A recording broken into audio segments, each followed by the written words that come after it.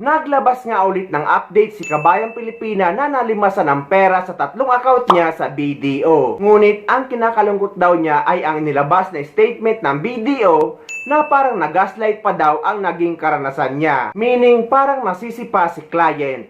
At sinabi ng BDO sa kanilang statement na dapat iwasan ang pag-share ng confidential details online, pagkiklik ng link, at iwasan din mag-entertain ng tawag lalo na't kapag nagpapakilala ang taga-bangko at hinihingi ang mga personal na detalye na imbis daw ay maging humble sila, kaya nalulungkot siya sa statement or naging statement ng BDO. Hey guys, BDO update tayo. So, it's still under investigation and I'm happy because progress has been happening, which is great. But what I'm sad about is the statement that they released. Which I'm also confused kasi parang the statement inunahan or pre-empt niya yung investigation assuming what happened.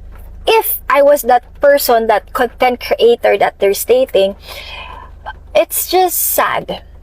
Instead of being humble or being, you know, how do I explain it? Like, to take care or serve your clients well.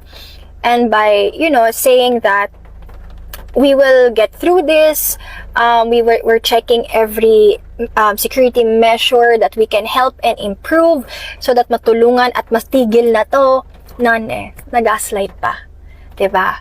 So, yeah. So, that's the update.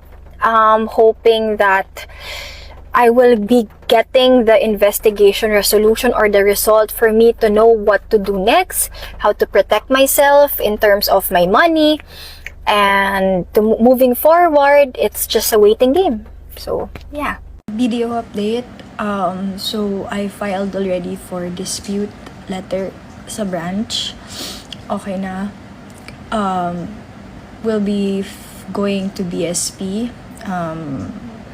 I have a friend who would help me na to file so that I don't have to go. So, nag-send na ako ng authorization letter lahat. So, okay na. Pero dito ako nagtataka kaya hindi ako nakatulog kagabi.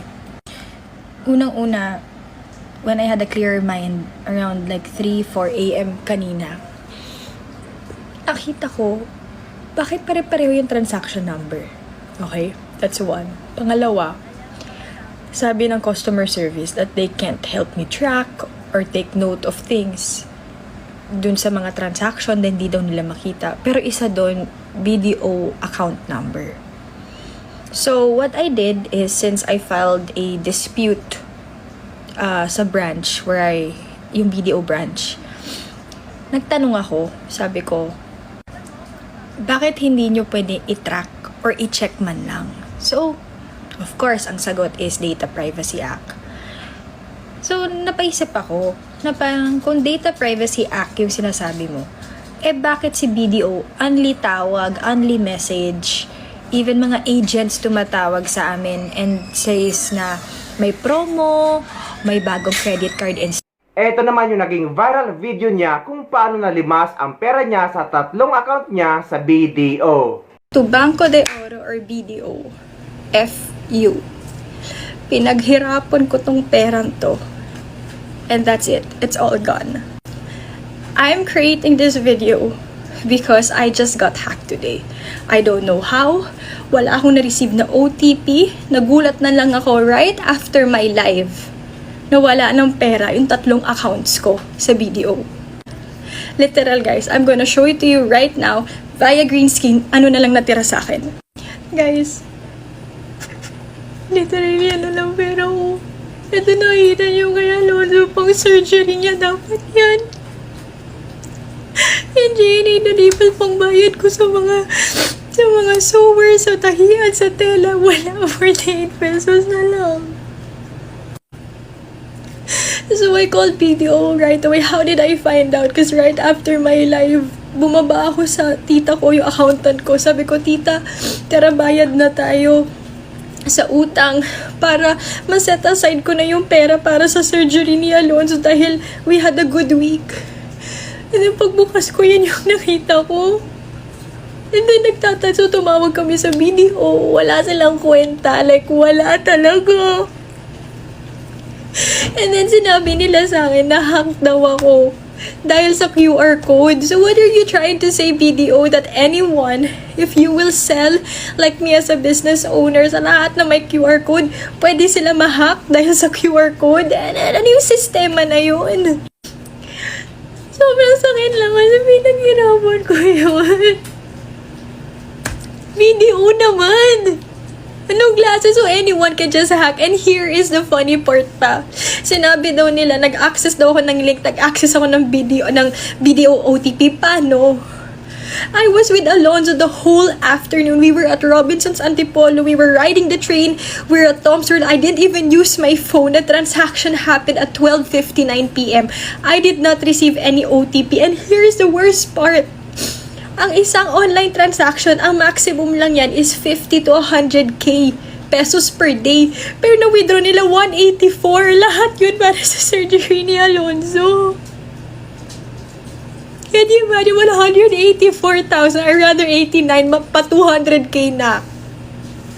200k, one chance, like multiple transactions, hindi man lang nag-alert si BDO, wala man lang na stinop kasi it's new to the account for me to like transfer that much. Like 50k, wait, pakita ko sa inyo.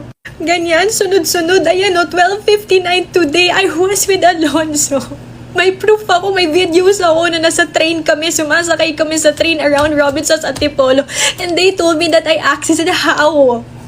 That's the worst part pa, 3 accounts nakuha nila. Paano, diba? My numbers are not linked, or alam mo yun, di ko alam. Sobrang, yung security ko, password ko, sobrang double check ko. Wala akong na-receive kahit anong OTP, not even an email, not even anything. Tapos, sinabihan pa nila ako, yung customer service ng BDO, na bakit hindi man lang daw ako nag-react sa BDO alert. Sa akin lang, ano ba, hindi ko naman tinitignan yung notification ko. I was with my son, malay ko ba? So, may nagte-text man dyan. Bakit ko papansinin? Wala naman ako ginawang transactions. Usually, sa mga BDO alert, oh, you have to pay this, you have to pay that. For me, I didn't care because I wasn't due for anything or I didn't even make any transactions. Can't you imagine? One day, anong klaseng security system meron kayo, BDO? One day, 189,000? Oh my God, pinaghirapan ko yun. Hello, the surgery is due this weekend.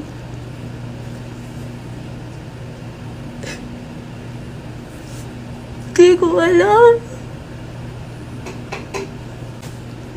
And then they said 5 days pa daw maghihintay and there's no assurance daw dahil nga OTP required. Eh, wala nga ako na-receive na OTP. Obviously naman eh. Paano ko gagawin yun? Diba? Wala nga ako kanina. Nakasakay zoo ako. Ang sakit lang. Can you imagine? Yan lang pera ko. Yan na lang. Ano, like, yun na lang pero sakit. Si Alonzo pa. I know I have to move forward and fight. Pero alam mo yung inisip mo na parang paano na bukas? Paano na to? Paano na? I'm due to buy Alonzo's milk. Medicines tomorrow. May therapy siya sa Wednesday. Ganun to find out, 98 pesos lang meron ka. Tapos yung inipo mo pang surgery ni Zoe for months, it's all gone.